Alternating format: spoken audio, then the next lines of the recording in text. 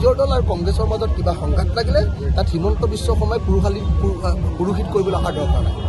তেওঁকতো আমি কামাখ্যাৰ পাণ্ডা বনোৱা নাই আমাৰ মাজত সংঘাত দূৰ কৰিবৰ কাৰণে। তেওঁক আমি পাণ্ডা বনাইছোঁ নেকি?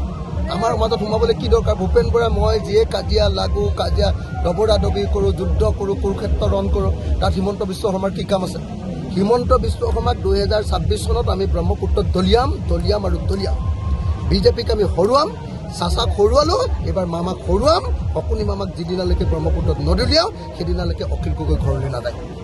কেমেৰা অফ থাকিলে চাগে তাত ভূপেন বৰাও বহি থাকে, নহ'লে কেনেকৈ দেখিব? কেমেৰা অফ থাকিলেতো মানুহে নেদেখে, হয়নে নহয়? বাহিৰত যদি বিধানসভাত, কাৰণ ভূপেন বৰাটো বিধানসভাত নাথাকে।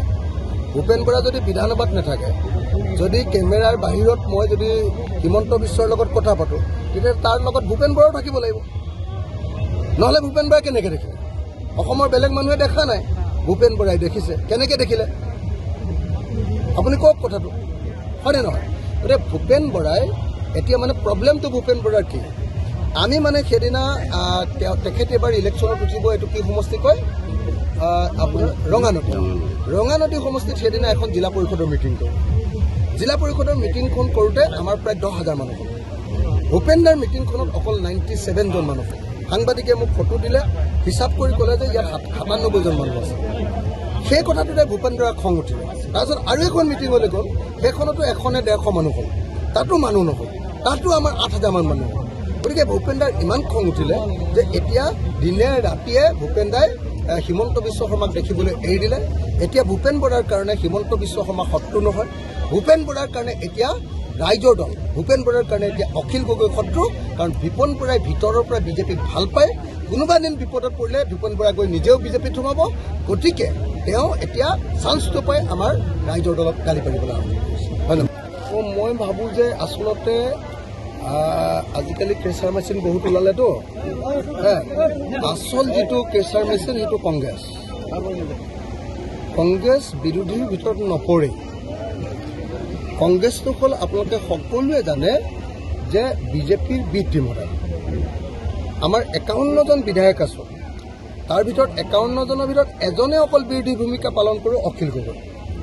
কংগ্ৰেছৰ 26 জন আছে, 26 জনৰ ভিতৰত 7 জন গুচি গ'ল বিজেপিলৈ। 19 জন আছে, কিন্তু 19 জনে মুখখন বন্ধ কৰি ৰাখে। এতিয়া 19 জন থাকি যদি এষাৰো নামতে তেওঁলোক বিৰোধী হ'ব নহ'ব, সোঁফালে বাওঁফালে বহিলে বুলিয়েতো আৰু বিৰোধী নহ'ব, হয়নে নহয়? আপোনালোকে কওক। এটা চাইডে অফিচিয়েল চাইডত নবহিলে বুলিয়েতো বিৰোধী নহ'ব।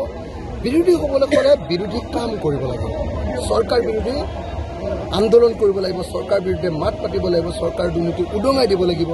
কিন্তু আমিতো দেখা নাই যে কংগ্ৰেছে বিৰোধীৰ ভূমিকা গ্ৰহণ কৰিছে। গতিকে বিৰোধী বুলি আমি বিজেপিক কোনোদিন নাভাঙোৱে, কি কয় আপুনি, আমাৰ কংগ্ৰেছক আমি বিজেপি বিৰোধী বুলি নাভাবোৱে। তেওঁলোকে আদৰ্শগতভাৱে কংগ্ৰেছৰ ওচৰা-ওচৰি, কিন্তু তাৰ পাছতো কংগ্ৰেছক নিষেধ কৰিবৰ কাৰণে, কংগ্ৰেছৰ ফেচিষ্ট চৰিত্ৰক নাইকিয়া কৰিবৰ কাৰণেহে আমি, বিজেপিৰ ফেচিষ্ট চৰিত্ৰটো শেষ কৰিবৰ কাৰণে, বিজেপিৰ ফেচিষ্ট চৰিত্ৰক নিষেধ কৰিবৰ কাৰণেহে আমি কংগ্ৰেছৰ লগত যাব, নহ'লে কংগ্ৰেছৰ লগত আমাৰ কোনো লেনা দেনা নাই।